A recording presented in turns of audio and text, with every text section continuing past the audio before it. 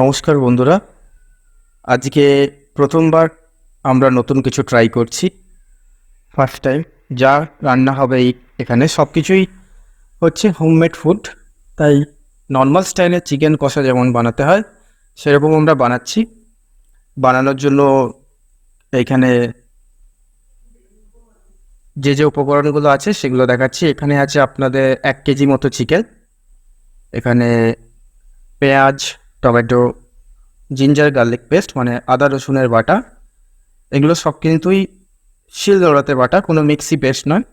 আছে কিছু পরিমাণ কাঁচা লঙ্কা, এখানে আছে নুন হলুদ মাখানো আলু, যেটাকে ডুমো ডুমো করে কাটা আছে, এটাকে আমরা ফ্রাই করে নেব চিকেন বানানোর আগে। আর এখানে আছে আর আপনাদের লঙ্কার গুঁড়ো মানে শুকনো লঙ্কার গুঁড়ো, আর এখানে ফোড়ন দেওয়ার জন্য আছে তেজপাতা আর শুকনো লঙ্কা আর কিছু এলাচ আর মরিচ। সবার প্রথমে আলু ভাজার জন্য আমরা কড়ার মধ্যে একটুখানি তেল নিয়ে নিচ্ছি পরিমাণ মতো। এখানে আমরা একটু সাদা তেল ইউজ করব, অল্প পরিমাণ, বেশি নয়। কড়াটা গরম হয়ে যাক, গ্যাসের ফ্লেমটাকে হালকা করে বাড়িয়ে দিলাম, খুব আস্তে আস্তে হবে। হ্যাঁ, তো এখানে কড়া থেকে তেল গরম হয়ে গেছে, ধোয়া উঠছে, গ্যাসের ফ্লেমটাকে কমালাম, কমিয়ে এবার আলুগুলো আস্তে আস্তে করে দিয়ে দেবো।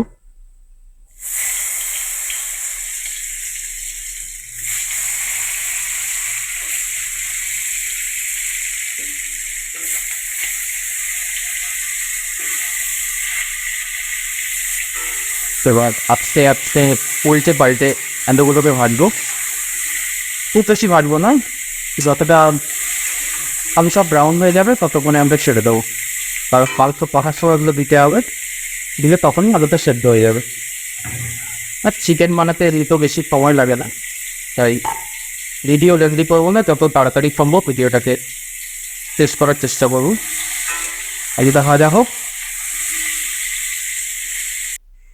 হ্যাঁ, তো বন্ধুরা দেখতেই পাচ্ছ আলুগুলো মোটামুটি হয়ে গেছে লাল করে ভাজা। এবার এগুলোকে তুলে নেওয়ার সময়, তো আলুগুলোকে আমরা তুলে নেবো আস্তে আস্তে।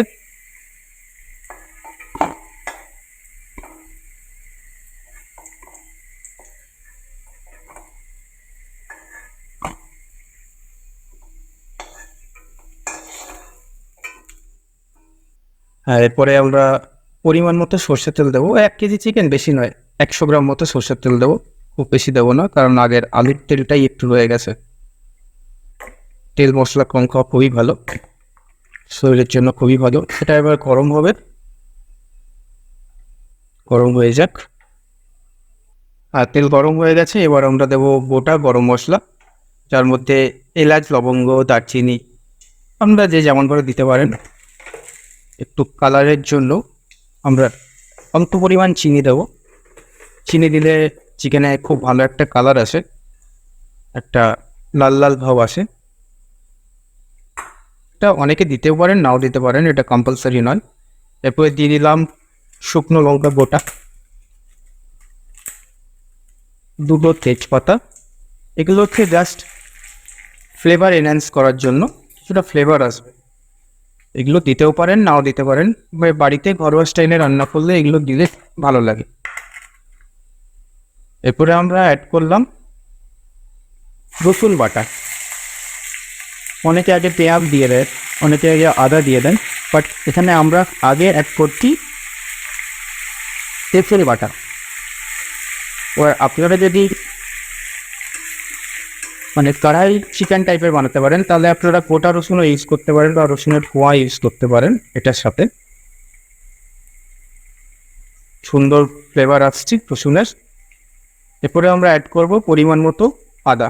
আপনারা রসুনের পরিমাণটা বেশি ইউজ করবেন, আদাটা কম ইউজ করবেন, কারণ আদা খাওয়ার শরীরের পক্ষে ভালো লাগে।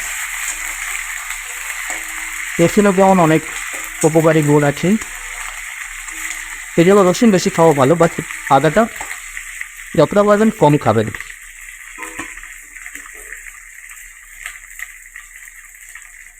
এটাকে আমরা আবার একটু 1 থেকে 2 মিনিট কষবো। যত বেশি করে কষাকষি করবেন তত ভালো স্মেল আসবে, রান্নাটা টেস্টও বাড়বে। আর এই সময় মনে রাখতে হবে আমাদের যেন ফ্লেমটা হাই না থাকে, মিডিয়াম থাকে। দেখে নিচ্ছেন মিডিয়াম ফ্লেমে করা হচ্ছে। এই আদা রসুনটা ভালোভাবে হয়ে গেছে। এবার আমরা অ্যাড করব কাঁচা পেঁয়াজ, কুচনো পেঁয়াজ আমরা অ্যাড করব। দেখবেন পেঁয়াজটা খুব সুন্দর কালার চলে আসবে, কারণ যেহেতু আগে হালকা কালারের জন্য চিনি দেওয়া আছে। এই চিনিটা দিলে কালার সুন্দর চলে আসে পেঁয়াজের। পেঁয়াজ অ্যাড করলাম। এবার স্বাদ অনুযায়ী এর সাথে একটু নুন অ্যাড করতে হবে আমাদের, পেঁয়াজটা তাড়াতাড়ি নুনটাও অ্যাড করবো।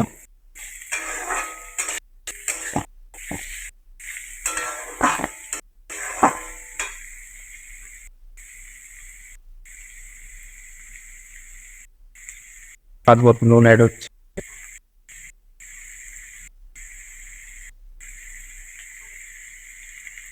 আপনারা যে যতটা পরিমাণ মতো খান খাবেন।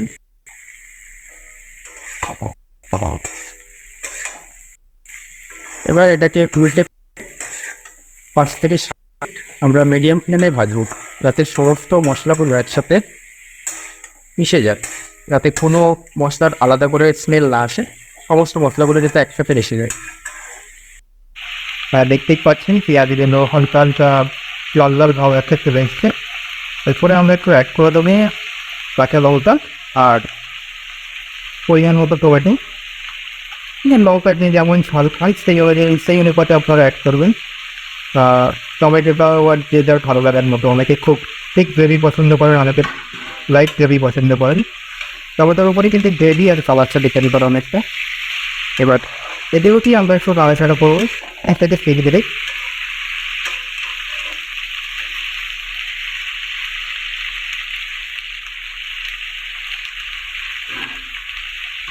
আপনারা দেখতে পাচ্ছেন এখানে পেঁয়াজটা অনেকটা গলে গেছে, একটু হালকা হালকা পেঁয়াজ থেকে জল বেরিয়েছে, পেঁয়াজ আর টমেটো থেকে। এরপরে আমরা পরিমাণ মতো সমস্ত মশলাগুলো অ্যাড করব। আমরা খুব বেশি রিচ বানাবো না, লাইটের ওপর দিয়েই বানাবো। এরপরে আমরা অ্যাড করছি কিছুটা পরিমাণ হলুদ,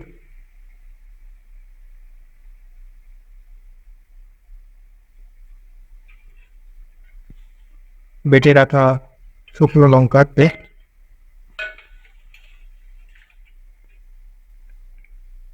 কালারের জন্য কাশ্মীরি মির্চ অল্প পরিমাণ ব্যবহার করলাম।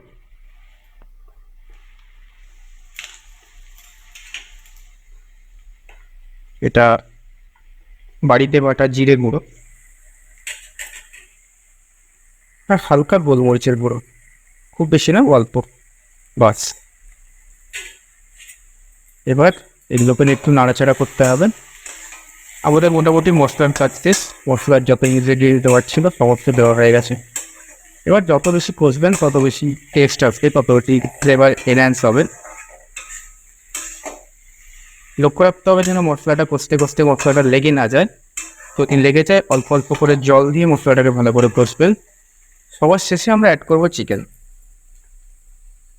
একটু জল দেব, কারণ মশলাটা লেগে যেতে পারে, তাই জন্য অল্প পরিমাণ জল দিয়ে কষতে থাকবো। গ্যাসের ফ্লেমটা কিন্তু মিডিয়াম রাখতে হবে, খুব হাই ফ্লেম রাখবেন না, তাহলে মশলাগুলো জ্বলে যাবে। এটা 5 মিনিট আমরা হালকা করে এটাকে উল্টে পাল্টে নাড়ব। তারপরে আমরা চিকেন অ্যাড করব। হ্যাঁ, তো এবার দেখতেই পাচ্ছেন যে মশলাটা খুব সুন্দরভাবে আমাদের কষানো হয়ে গেছে। গ্যাসের ফ্লেমটা আমরা রেখেছি মিডিয়াম, মিডিয়াম থেকে লো, হাই ফ্লেমে রাখবেন না, তাহলে মশলা জ্বলে যায়। আর এরপরে আমরা অ্যাড করব চিকেন। অনেকে আগেই চিকেন অ্যাড করে নেয় তেলের সাথে, বাট আমরা মশলা দেওয়ার পরে চিকেনটা অ্যাড করব, যাতে সমস্ত চিকেনের ভেতর মশলাগুলো সমানভাবে ঢুকে যেতে পারে। এবার আমরা চিকেন অ্যাড করছি।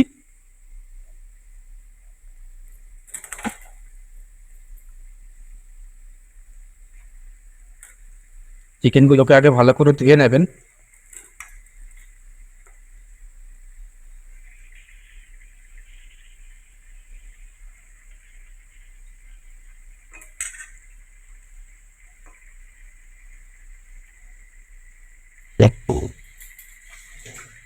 এবার চিকেন অ্যাড করা হয়ে গেছে। এবার এর সাথে ভালো করে আমরা চিকেনটাকে নাড়াচাড়া করব।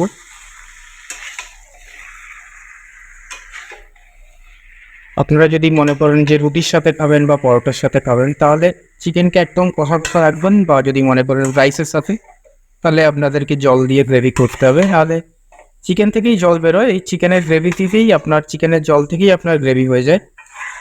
তো গ্যাসের ফ্লেমটা এখন মিডিয়াম করা আছে।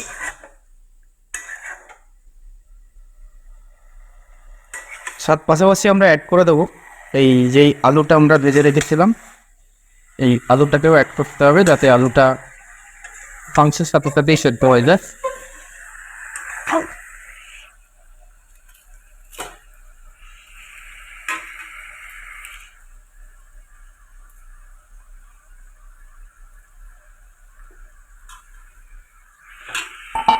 আস্তে আস্তে আলুগুলো অ্যাড করলাম।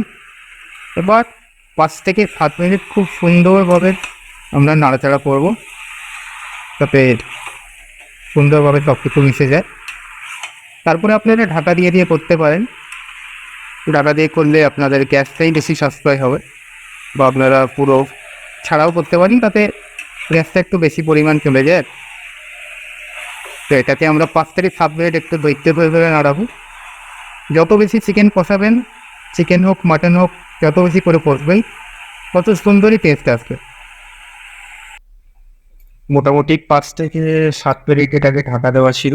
এবার ঢাকনাটা আস্তে আস্তে খোলা হবে।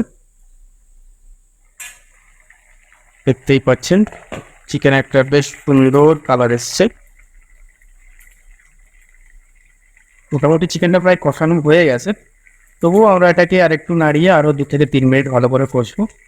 এটাকে নাড়িয়ে এদিক ওদিক দেখে নিতে হবে যাতে নিচে না লেগে যায়, কারণ আমরা এখন অবধি কোনো জলের ইউজ করিনি। যা জল বেরিয়েছে চিকেন থেকে আর পেঁয়াজ টমেটোরই জল, আর আমরা নতুন করে কিছু জল অ্যাড করিনি। দেখতেই পাচ্ছেন খুব বেশি ঝাল ঝাল নয়, এটা নর্মাল স্টাইলের চিকেন। এরপরে আর বেশি কিছু কাজ নেই, এরপরে আমরা একটু ঢাকা দিয়ে আরও 2-3 মিনিট করবো। ওদিকে ভাতও রান্না চলছে, আর মোটামুটি ভাত চিকেন আজকের মেনু। আর এরপরে আমরা একটু জল দিয়ে দেবো, ঢাকা দেওয়ার পর আবার একটু জল দিয়ে দেবো। জল দিয়ে 5 থেকে 7 মিনিট এ করার পর তারপরে আমরা আপনারা গার্নিশিংয়ের জন্য দিতে পারেন ধনে পাতা। আমাদের আজকে যেমন ধনে পাতা অ্যাভেলেবেল নেই, তাই আমরা ধনে পাতা দেবো না। দিয়ে লাস্টে উল্টে পাল্টে ঢাকনা খুলে দিয়ে গরম মশলা দিয়ে চিকেনটাকে নামিয়ে নিতে হবে। মোটামুটি রেসিপিটা আজকে এত দূরই থাকলো। আর আমরা নতুন ভিডিও বানাচ্ছি, নতুনবার ট্রাই করছি, তাই আপনারাও চাইলে একটু সাপোর্ট করবেন। অনেক ভিডিও আপনারা লাইক ফলো শেয়ার করেন। আর নতুন প্রচেষ্টা যাতে আরও প্রতিদিন নতুন নতুন কিছু বাড়ির রান্না দেখাতে পারি, বা অন্য রান্নাও যেটা বাড়ির বাইরে হোটেলের রান্না, রেস্টুরেন্টের রান্না, ফুডকার্টের রান্না, এটা আমাদের একটা অফ টাইমের প্রচেষ্টা। আর নতুন নতুন বানাবো, আস্তে আস্তে প্রিপেয়ার করে বানাবো। আর পারলে আপনারাও লাইক কমেন্ট শেয়ার করবেন।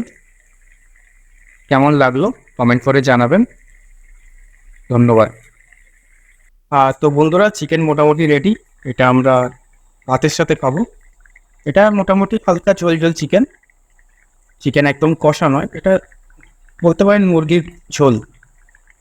আমাদের চিকেন মোটামুটি রেডি। এবার একটু ফ্লেভারের জন্য হালকা একটু গরম মশলা দিয়ে দিচ্ছি আমরা।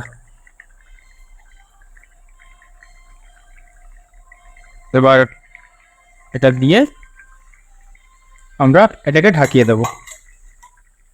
তো বন্ধুরা, আজকের মেনু আমাদের মতো এখানেই আজকে শেষ। সবাই ভালো থাকবেন, ভালো রাখবেন সবাইকে। আর এই চ্যানেলটা নতুন চ্যানেল, এই চ্যানেলটিকে অবশ্যই লাইক, সাবস্ক্রাইব এবং কমেন্ট করবেন, শেয়ার করবেন, তবেই ভালো লাগবে। ধন্যবাদ।